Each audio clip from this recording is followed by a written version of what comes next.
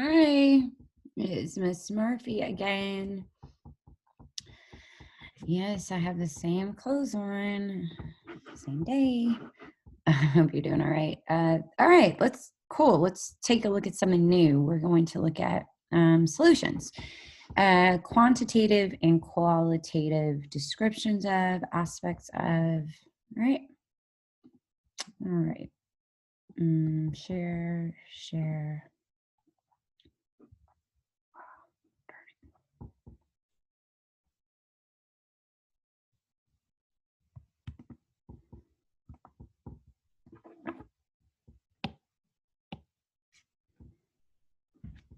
Everything's moving a little slow. Let's get us some lines. Let's get us a color. Ooh, I don't know about that. How about that? Okay. Okay. Let's see. What's the topic of conversation today, guys? How about we go for qualitative, and quantitative descriptions of solutions.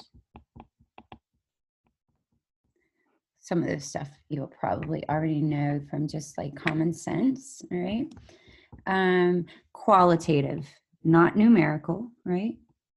Not numerical, but descriptive. Oops. But descriptive. Whereas our quantitative descriptions are numerical. All right. Qualitative. First of all, remember that a solution is a homogeneous mixture, right? And everything is spread, is a constant composition, right? So one sample is identical to another sample, okay? That's what it means to be a solution. Every part is even, everything is evenly dispersed.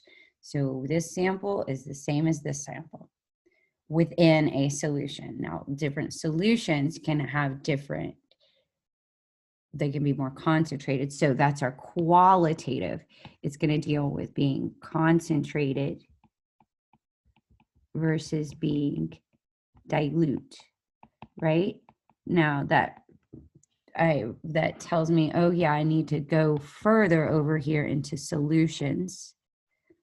All right, solutions involve a solute in a solvent coming together to make a solution.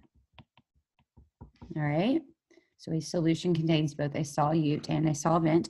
The solute is being dissolved. It is present in a lesser extent, and the solvent is what it is being dissolved in, right? Water is the universal solvent, right? Many things dissolve in water due to its extreme polarity, due to its hydrogen bonding. Okay, so if we are to say that a solution is concentrated, there is lots of solute stuff being dissolved, salt in the water, right? This is like salt. This is like water. And this is your solution of salt water, right? Right? It's not always a liquid solution. We could have gaseous solutions like our air. We could have solid solutions, which is a mixture of metals. We can have gases dissolved in liquids like carbonated beverages. So solutions can be of all phases. Anyway, concentrated, lots of solute per given amount of solvent, right? So a microscopic diagram would show something more like, let's see, here's our water, and we would have lots of solute particles in that water, and they would be evenly dispersed, okay? If we are dilute, then there is a small amount of solute particles per given amount of solvent, right? And you probably know this. I'm just using more vocabulary words. So here would be my given amount of solvent, right? And you see that we would have only a few particles dissolved in it. So this is dilute, whereas this is concentrated. I would imagine you know that. Like I said, the use of the vocabulary words solute and solvent might be new, and you should practice those. Now let's talk about quantitative descriptions, right? And this is where the math comes in, quantitative descriptions. I'm not going to give examples. I'm just going to tell you how we describe solutions, all right? Obviously, we could talk about the density, which is the mass per volume, right? The density of the solution is equal to the mass of the solution over the volume, right, of the solution. Okay, we could talk of the solution percent by mass will be the mass of solute divided by the mass of solution times 100, all right? We could talk about the percent by volume of the solution. That would be volume of solute divided by volume of solution times 100. And then we could talk about, this one is important, molarity. All right, this is going to be very prevalent for anyone that proceeds in chemistry, and throughout this year we will see it. All right.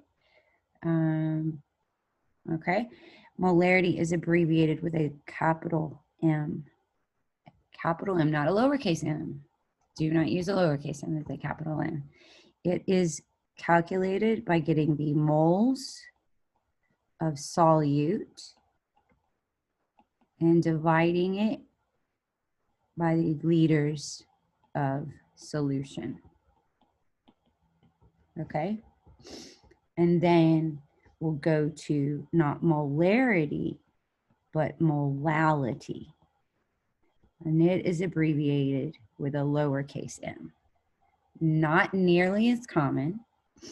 It is moles of solute per kilograms solvent. Okay? This molality is used when temperature is an issue, because molality is not temperature dependent, right? Because if you look at the units, moles and mass amounts are not affected by temperature. However, molarity is temp dependent, because volume, the liters, can be affected by temperature, but not too much. Molarity is much more common. We will see that, and we will use molality when we solve for changes in boiling and freezing points, which is a temperature issue. So those are your equations, right? Just look at the units and be mindful that the mass of the solution, right, is equal to the mass of the solute plus the mass of the solvent.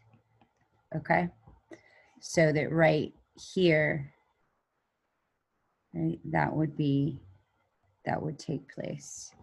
Right here, you know, you would need to be mindful that you actually have the solvent and not the solution or the solute.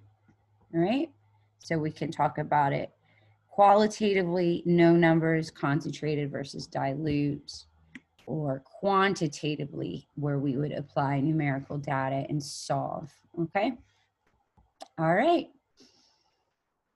right on.